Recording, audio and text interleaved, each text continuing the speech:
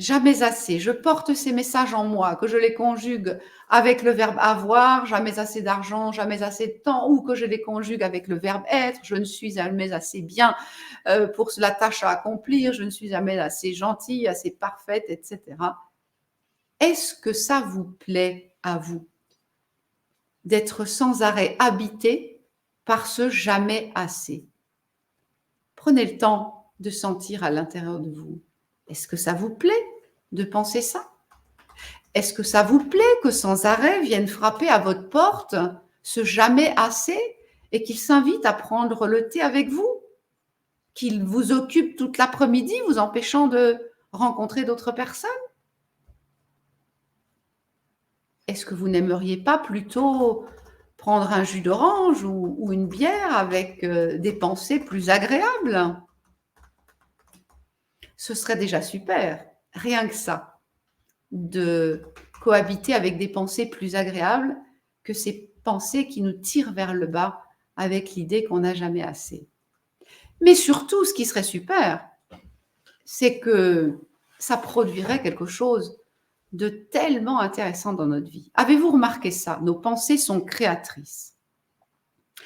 Par exemple, si j'ai l'impression que je n'aurai pas assez de temps pour réaliser ce travail, eh bien, évidemment, tout de suite, je courbe l'échine, je me mets à courir intérieurement, je me mets même peut-être à me précipiter, je tape à côté des touches, je fais tomber quelque chose, je suis obligée de corriger ce que j'ai écrit, de ramasser ce que j'ai cassé.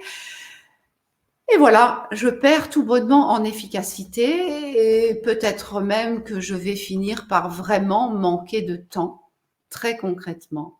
Vous voyez, nos pensées sont créatrices. Je prends là un exemple très concret, on pourrait en discuter et se saisir de tas d'autres exemples. Nos pensées, à force de les penser, elles créent notre réalité.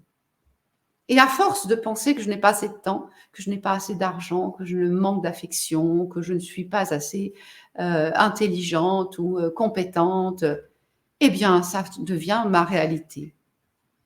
Si je pouvais changer ces pensées en des pensées plus positives, plus porteuses, si je pouvais me mettre à apprécier que je suis heureuse, je reçois de l'amour, j'ai de l'argent suffisamment, je suis efficace, compétente et même plutôt agréable à regarder dans le miroir.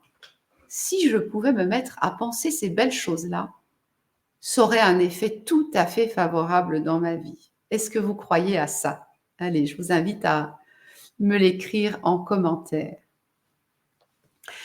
2 bonnes raisons donc, si vous n'appréciez pas de fréquenter ces pensées désagréables jamais assez.